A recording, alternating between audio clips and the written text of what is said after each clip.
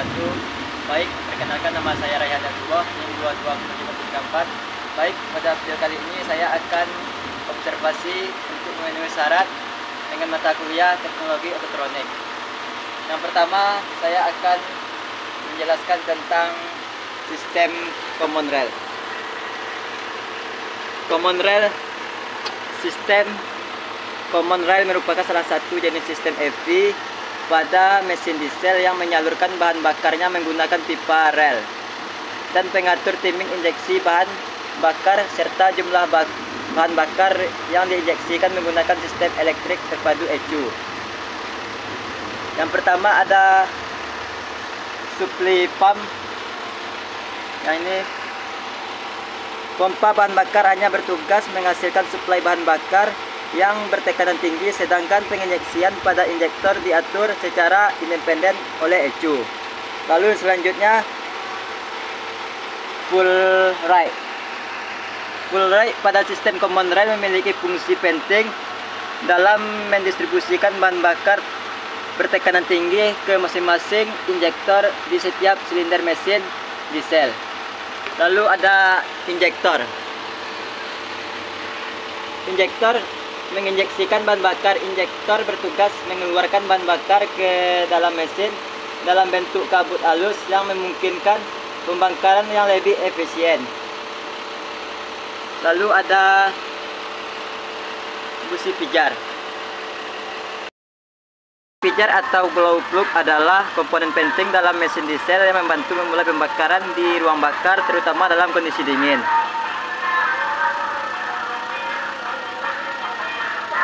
Baik, selanjutnya cara kerja sistem Common Rail pada mesin diesel.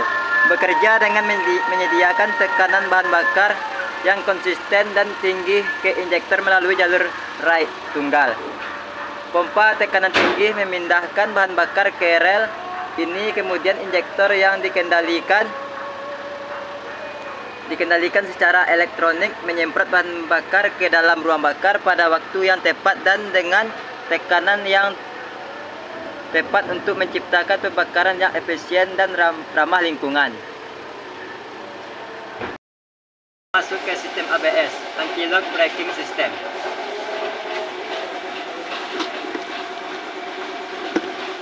ABS atau Anti-Lock Braking System adalah teknologi keselamatan yang dirancang untuk mencegah roda kendaraan terkunci selama pengereman mendadak. Dengan mencegah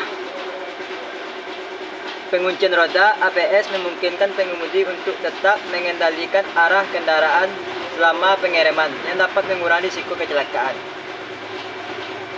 Cara kerja ABS yaitu yang pertama, sensor kecepatan roda. Setiap roda dilengkapi dengan sensor yang memonitor kecepatan rotasi. Yang kedua, kontrol elektronik. Mengumpulkan data dari sensor kecepatan roda yang menentukan jika ada roda yang terkunci. Lalu yang ketiga ada katup rem, mengatur tekanan rem pada masing-masing roda. Lalu yang keempat, pompa rem, mengembalikan tekanan di rem setelah katup dilepaskan. Proses kerja ABS. Yang pertama, deteksi. Jika sensor mendeteksi bahwa salah satu roda berhenti berputar, menandakan roda terkunci, kontrol elektronik akan segera mengambil tindakan. Lalu yang kedua, pelepasan dan penekanan tekanan. Kontrol mengurangi tekanan rem pada roda yang terkunci dengan melepaskan katup rem. Ketika roda kembali berputar, tekanan rem kembali diterapkan. Proses ini berulang sangat cepat, beberapa kali per detik. Lalu yang ketiga, stabilisasi kendaraan. Dengan terus menerapkan dan melepaskan tekanan, sistem ABS menjaga roda dari terkunci, memungkinkan pengemudi untuk mengendalikan kendaraan.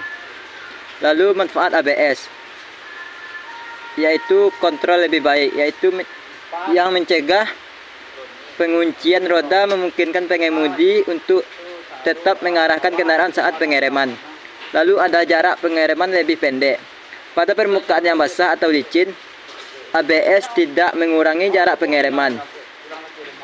Lalu mengurangi risiko kecelakaan.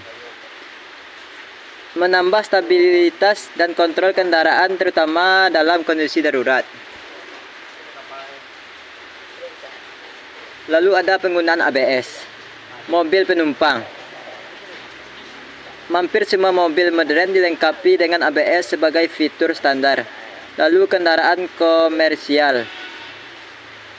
Truk dan bus juga menggunakan sebagai fitur standar. Lalu kendaraan komersial.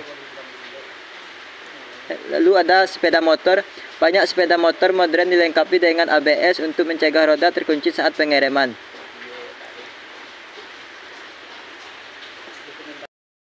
Masuk ke sistem VVTi. Sistem VVTi atau Variable Valve Timing Wheel Intelligence adalah teknologi yang dikembangkan oleh Toyota untuk meningkatkan kinerja mesin dan efisiensi bahan bakar. Sistem ini mengontrol waktu pembuka katup secara elektronik sesuai dengan kebutuhan mesin pada berbagai kondisi operasi. Cara kerja sistem VVTi melibatkan penggunaan aktuator hidrolik untuk mengubah posisi relatif camshaft terhadap crankshaft, yang memungkinkan kontrol yang lebih presisi terhadap waktu pembukaan katup masuk dan katup keluar.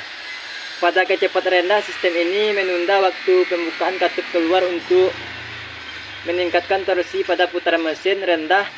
Pada kecepatan tinggi, sistem ini memajukan waktu pembukaan katup keluar untuk meningkatkan tenaga pada putaran mesin tinggi.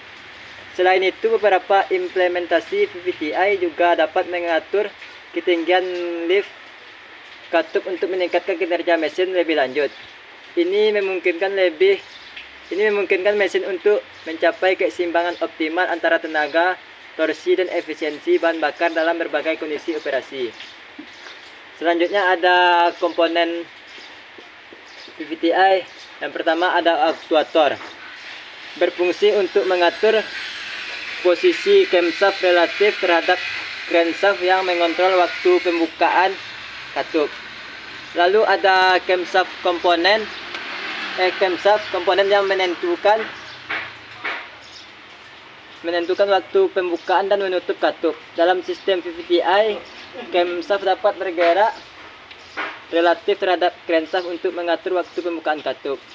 Lalu ada OCV, yaitu Oil Control Valve, mengontrol aliran minyak ke aktuator yang memungkinkan pengaturan posisi camshaft. Lalu ada ECU. ECU yaitu bertanggung jawab atas pengendalian sistem VVTi secara keseluruhan. ECU membaca data dari berbagai sensor mesin dan memutuskan kapan harus mengatur posisi camshaft. Lalu ada timing gear.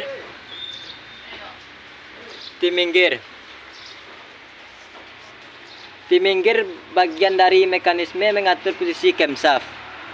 Lalu ada oil passage, saluran minyak yang mengalirkan minyak dari oli sirkulasi mesin ke komponen VVTi untuk menggerakkan aktuator.